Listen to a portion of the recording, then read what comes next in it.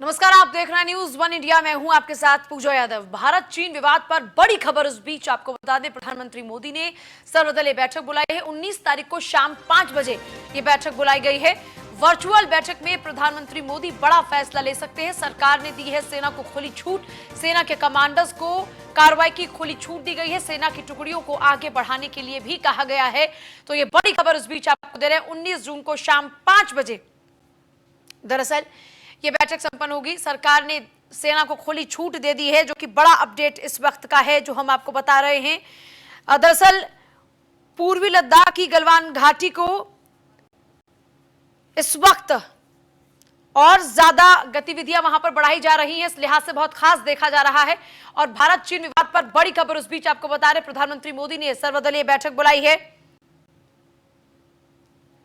19 जून को शाम 5 बजे बैठक होगी। पूर्वी लद्दाख में सोमवार रात गलवान घाटी में चीनी सैनिकों के साथ हिंसक झड़प में भारतीय सेना के एक कर्नल सहित 20 सैनिक शहीद हो गए। पिछले 5 दशक से भी ज्यादा समय में सबसे बड़े सैन्य टकराव के कारण क्षेत्र में सीमा पर पहले से जारी गतिरोध और भड़क गया है। सरकारी सूत्रों के मुताबिक चीनी पक्ष के भी 43 सैनिक हताहत हुए हैं। प्रधानमंत्री मोदी ने शाम में रक्षा मंत्री राजनाथ सिंह और गृह मंत्री अमित शाह के साथ उच्च स्तरीय बैठक भी की। इस बैठक में पूर्वी लद्दाख में स्थिति की समग्र समीक्षा की गई।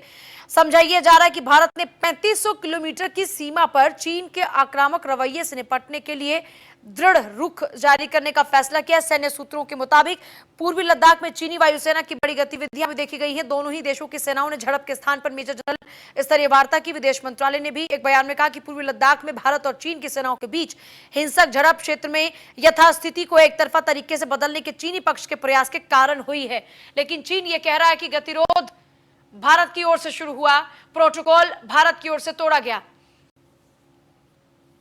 और ये कोई पहला मौका नहीं है जब चीन बदल रहा हो अपनी बातों से। पहले हरकत करता है और फिर आरोप भी दूसरों के ऊपर मढ़ता है। 19 जून को प्रधानमंत्री मोदी ने बैठक बुलाई है। सर्वदलीय बैठक शाम 5 बजे शुरू होगी। रक्षा मंत्री और सीडीएस तीनों सेना प्रमुखों के बीच बैठक हो चुकी है। चीन के करीब 40 से ज्यादा लोग मारे गए हैं। ये अपडेट्स फिलहाल देखिए हम आपको दे रहे हैं। चीन को भी काफी नुकसान होने की खबर है। चीन के भी 40 से ज्यादा सैनिक ढेर हुए हैं। नुकीले तार और पत्थरों से हमला हुआ, दोनों ही तरफ से कोई फायरिंग नहीं हुई।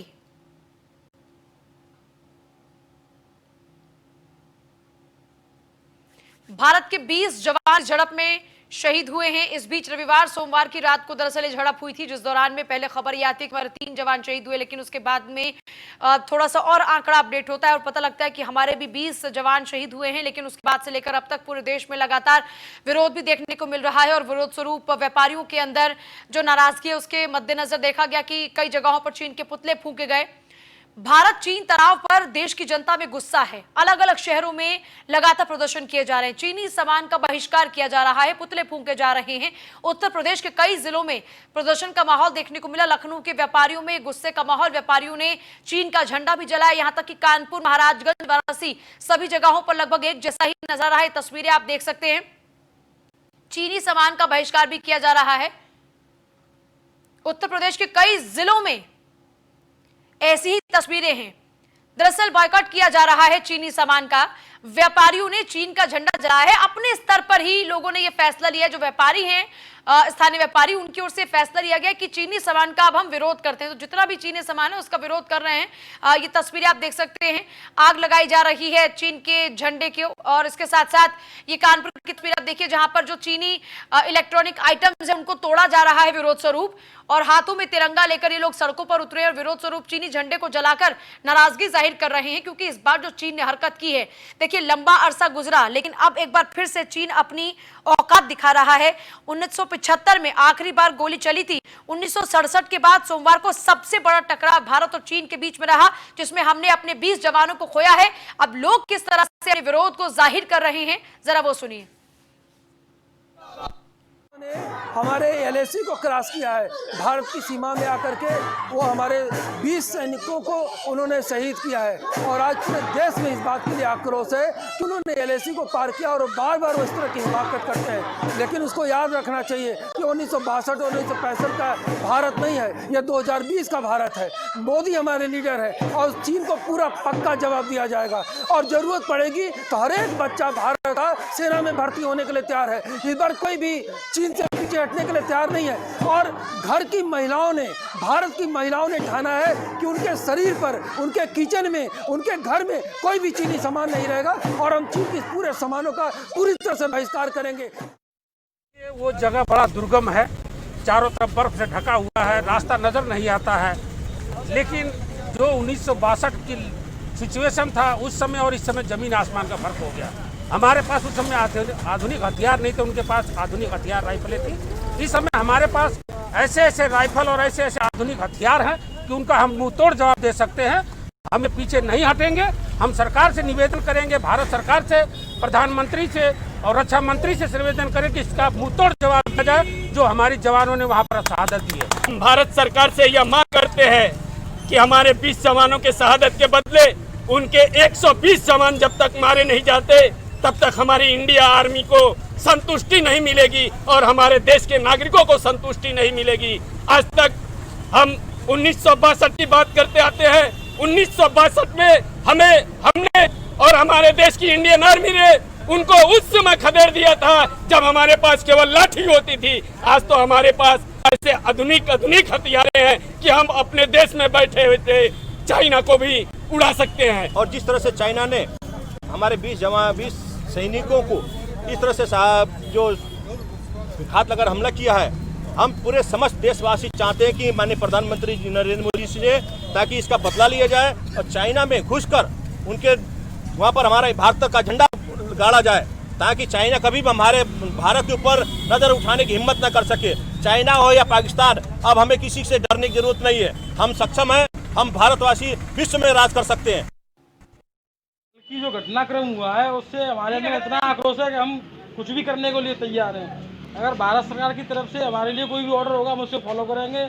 हम चीनी सरकार का कड़ी शब्दों में निंदा करते हैं, ना ही उसका कोई सामान खरीदेंगे और ना ही किसी को खरीदने देंगे। चीन ने हमारे देश पर जो अटैक किया है ये हमारे देश के लिए सम्मान में जो ठेस पहुंचाई है उसके लिए हम लोगों को, सभी लोगों को, मैं सभी सर्व समाज, जो राजनीतिक पार्टी हैं उनसे अपील करना चाहूँगा कि सभी एकजुट होकर इस लड़ाई में साथ दें और चीन को मुंह तोड़ के जवाब देना है।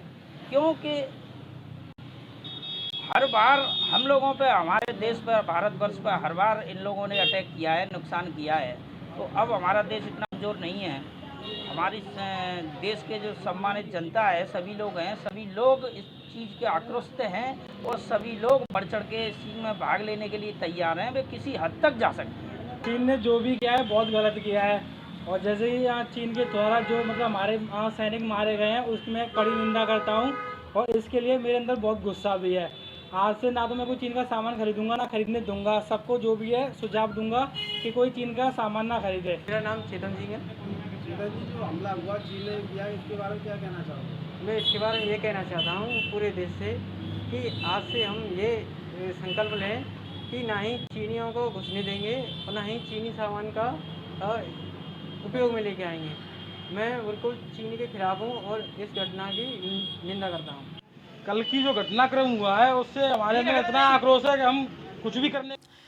देखिए, अभी श्रद्धांजलि दी गई, 2 मिनट का मौन रखा गया, वीर हमारे जो शहीद हुए हैं उनकी शहादत को नमन किया गया।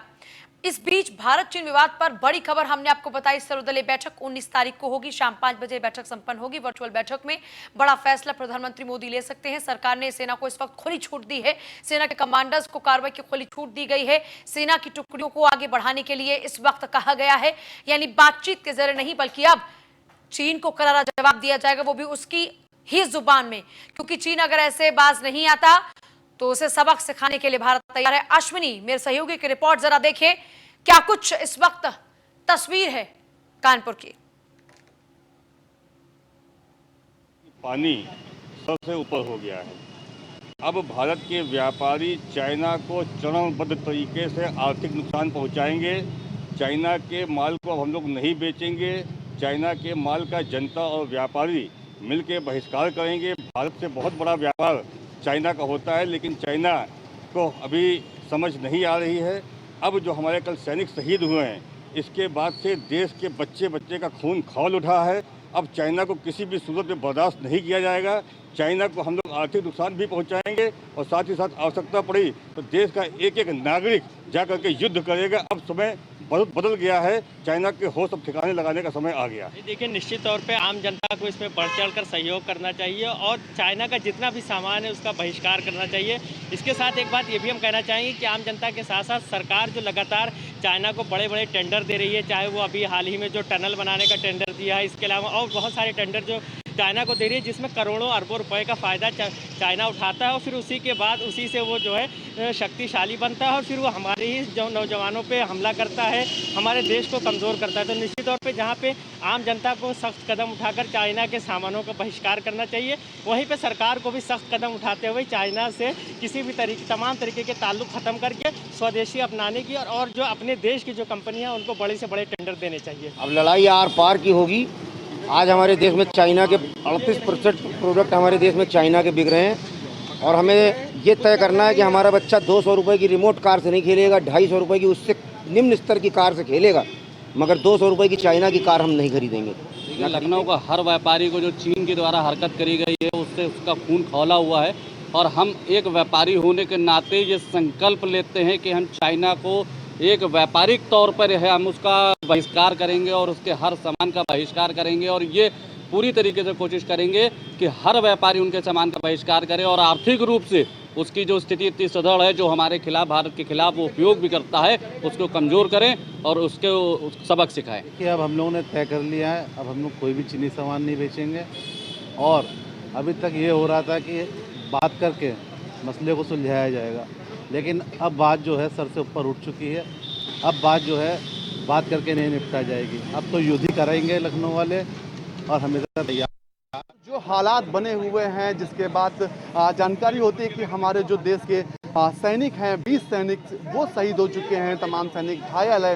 हालांकि ऐसी खबरें भी आ रही हैं कि जो चीनी सैनिक थे वो काफ़ी बड़ी संख्या में घायल हुए हैं, जिनको लेने के लिए कल देर रात तक जो चीनी हेलीकॉप्टर हैं वो सीमा पर मंडराते रहे। हालांकि उसकी जानकारी जो थी वो भारतीय सेना को थी। निश्चित तौर पर देखा जाता है कि भारत एक बहुत बड़ा बाजार है जिसका फ़ायदा सीधे तौर पर चाइना उठाता है, लेकिन अब उत्तर प्रदेश और लखनऊ के व्यापारियों ने सोच लिया है कि चाइना को किसी भी तरह का फ़ायदा नहीं होने देंगे। निश्चित तौर पर सीधे तस्वीरें आपको दिखा रही है सामने हैं। ये व्यापारी नेता हैं, व्यापारी लोग हैं जो चाइना का खुले तौर पर विरोध कर रहे हैं। साफ तौर पर कहना है कि चाइना हमसे फ़ायदा लेता है, फिर हमारे ही सैनिकों पर प्रहार करता है, उनको मारने जैसी हरकतें करता है। निश्चित तौर पर उनका कहना है कि हर मोर्चे पर हम तैयार हैं लड़ाई के लिए, चाहे वो आर्थिक तौर पर हो, चाहे वो किसी अन्य तौर पर हो। अगर जरूरत पड़ी हमें तो हम सीमा पर जाएंगे और सीमा पर जा करके युद्ध करेंगे। निश्चित तौर पर बहुत ही बड़ी एकता की हमारी मिसाल है, जिसके चलते देश हमारा काफ़ी कामयाब रहता है, चाहे वो पाकिस्तान के सामने हो, चाहे चाइना के सामने, चाहे कोई अन्य दुश्मन हमारा हो। निश्चित तौर पर कूटनीतिक चाहे बात करें, चाहे व्यापारिक बात करें, क्योंकि हमारी एकता ही हमारी ताकत है। निश्चित तौर पर उसका ही एक बार फिर जो उत्तर प्रदेश के व्यापारी हैं, लखनऊ के व्यापारी हैं, उन्होंने साफ तौर पर कहा कि व्यापार नहीं करेंगे, चाइनीज़ सामान नहीं बेचेंगे, हम भारतीय सामान बेचेंगे, अपनी आत्मनिर्भर बनेंगे। लखनऊ से न्यूज़ इंडिया के लिए अश्विनी कुमार। तो अश्विनी की रिपोर्ट आप देख रहे थे लखनऊ से, जहां पर किस तरह से गुस्सा है वो बताया हमारे सहयोगी ने। इस बीच देखिए और भी कई तस्वीरें सामने आई हैं, जिनमें एक अंबेडकर नगर से खबर, जहां पर ग्राम प्रधान डाल रहा है अपने गुनाहों पर पर्दा। अवैध खनन की शिकायत करना पीड़ित परिवार को भारी पड़ गया। प्रधान की जेसीबी से अवैध खनन की ये पूरी प्रक्रिया, यानी ये पूरा का पूरा खेल चल रहा है। पेशबंदी में पुलिस ने दर्ज किया SC/ST का एक्ट। दबंग प्रधान की पैरोकार पुलिस बन रही है। जैतपुर पुलिस पर पक्षपात करने के आरोप लग रहे हैं। सीओ राम प्रवेश राय नहीं सुन रहे हैं पीड़ितों की फरियाद। जिले के थाना जैतपुर के पाभीपुर गांव का मामला। के द्वारा ये जो है प्रधान लगवाए हैं SC/ST का मुकदमा हम लोगों के ऊपर, जबकि मैटर वहाँ पे ये सुभाष बता रहे हैं कि तालाब पे आए थे, हमको गाली गलौज दिए, मारे पीटे, जबकि ये एकदम निराधार है, असत्य है। वहाँ कोई मामला ही नहीं। मनरेगा के तहत तालाब की खुदाई करवा रहे थे रात में JCB से, तो जिसकी शिकायत हमने जो है SO साहब को थाने पर की थी और SP साहब को की थी और BDO साहब को भी की थी। जन के द्वारा राघवेंद्र शुक्ला जुड़ गए मेरे साथ, मेरे सहयोगी।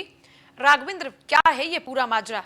अभी तक पुलिस काम कर क्यों नहीं रही? ऐसा क्या दबाव है? क्यों पक्षपात के आरोप से जूझ रही है पुलिस?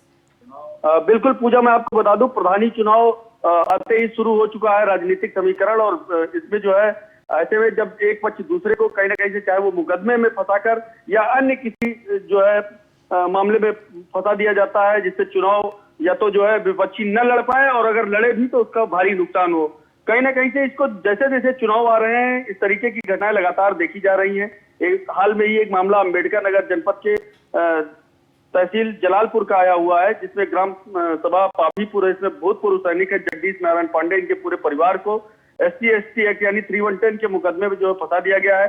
जबकि जो आरोप है CO के ऊपर कि वह जो है बाकायदा जो उन्हें एक ऑडियो रिकॉर्डिंग भी सुनाई गई है, बाकायदा शपथ पत्र भी दिए गए हैं, उसके बावजूद भी जो है CO साहब अपनी मनमानी में जुटे हुए हैं और वो चार्जशीट की तरफ उसको इशारा कर रहे हैं। तो पूजा, जिस तरीके से बातें अभी हमने आपसे कही कि जो चुनावी रंजिश होती है या कहीं ना कहीं से भारी पड़ जाती है, बहुत सारी हत्याएं भी होती हैं, बहुत सारी और भी तमाम सारी घटनाएं होते रहते हैं चुनाव को लेकर के, उसमें ये कहीं ना कहीं से एक बड़ा मामला आया हुआ है और इसमें जो पुलिस प्रशासन की निष्क्रियता है वह जरूर दिखाई दे रही है। कानून व्यवस्था पर भी जो है तमाम सारे सवाल उठ रहे हैं पूजा।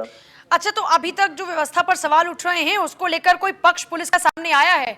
क्योंकि जिस तरीके से इस पूरे मामले के अंदर हम देख रहे हैं, जो पीड़ित पक्ष है उन्हीं के साथ ही पक्षपात किया जा रहा है। ऐसे में जाहिर सी बात है पुलिस की ओर से कोई तो पक्ष रखा जा रहा होगा।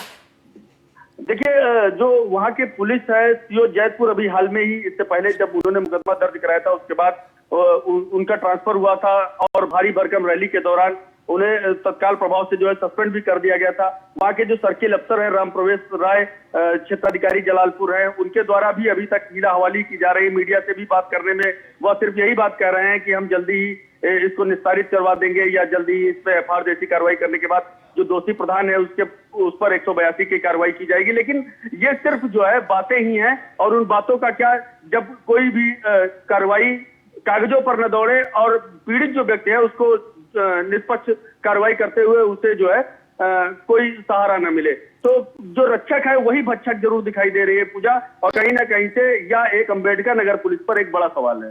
ये जो अवैध खनन का पूरा खेल है, इसमें कितनी सच्चाई है?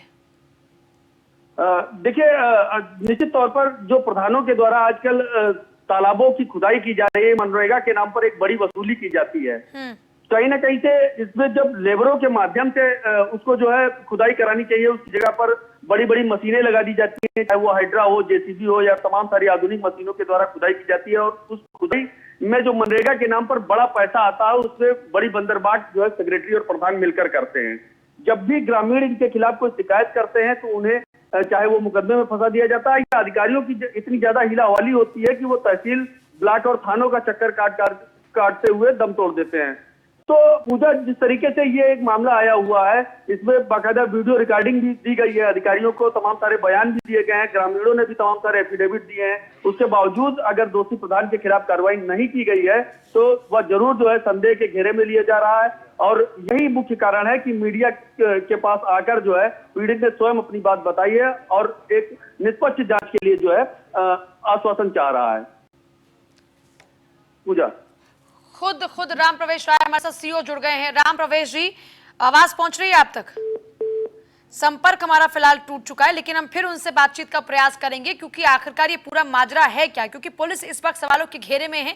जैतपुर पुलिस पर ही पक्षपात के आरोप लग रहे हैं, लेकिन हमारे सहयोगी जो इस वक्त खुद जमीनी हालात को बखूबी देख रहे हैं, उनका साफ तौर पर यह कहना है कि जरूरी नहीं कि ये पूरा माजरा ऐसा ही हो जैसा कि दिख रहा है, क्योंकि इस वक्त चुनाव बिल्कुल सर पर है और आमतौर पर जब पंचायत के चुनाव होते हैं तो इस तरह की जो छींटाकशी है या फिर जो इस तरह के आरोप हैं उनके तहत मामले दर्ज भी करा दिए जाते हैं, ताकि एक दूसरे के खिलाफ में जब मामले दर्ज होंगे तो चुनाव लड़ने में नुकसान पहुंचाया जा सकता है। प्रधान की जेसीबी से अवैध खनन के आरोप है। पेशेबंदी में पुलिस ने दर्ज किया है SC/ST एक्ट। राघवेंद्र, ये जो SC/ST एक्ट के तहत मुकदमा दर्ज हुआ है, इसको लेकर अभी तक क्या कुछ कार्रवाई हो पाई है? देखिए, ये एक क्राइम नंबर 141 है जिसके तहत 310 का ये मुकदमा दर्ज हुआ है। आज इसमें मारपीट 323, 352 और 504 का अभियोग आज पंजीकृत किया गया है। घर के करीब 5 लोगों के खिलाफ इसमें मुकदमा पंजीकृत किया गया और लगातार जो है उन्हें एक 41 की नोटिस देने के बाद उनके ऊपर दबाव बनाया जा रहा है कि वह जो प्रधान के विरुद्ध मुकदमा दर्ज हुआ था उस पर जो है कंप्रोमाइज किया जाए, अन्यथा जो हरिजन एक्ट का मुकदमा पेशबंदी में दर्ज कराया गया है उसको लेकर के उनके पूरे परिवार को जेल भेज दिया जाएगा। सबसे बड़ी बात पूजा ये है कि में जो डिस्प्यूट है वो इन्हीं तमाम बातों को लेकर है। बिल्कुल पूजा, जो अवैध खनन हो रहा था तालाब में, मनरेगा की कमाई में एक बड़ी बंदरबाट होनी थी और जब उसकी शिकायत ब्लॉक में और तहसील स्तर के अधिकारियों से की गई उसके बाद ही ये पेशबंदी में एक हरिजन एक्ट का एक बड़ा मुकदमा दर्ज कर दिया गया और उसके ठीक बाद से जो है प्रशासन पीड़ित पक्ष के ऊपर ही दबाव बना रहा है कि वह सुलह कर ले, अन्यथा चार्जशीट की तरफ फाइल जाने के बाद पूरे परिवार को जेल भेज दिया जाएगा। ठीक है, बहुत शुक्रिया आपका फिलहाल पूरी जानकारी के लिए।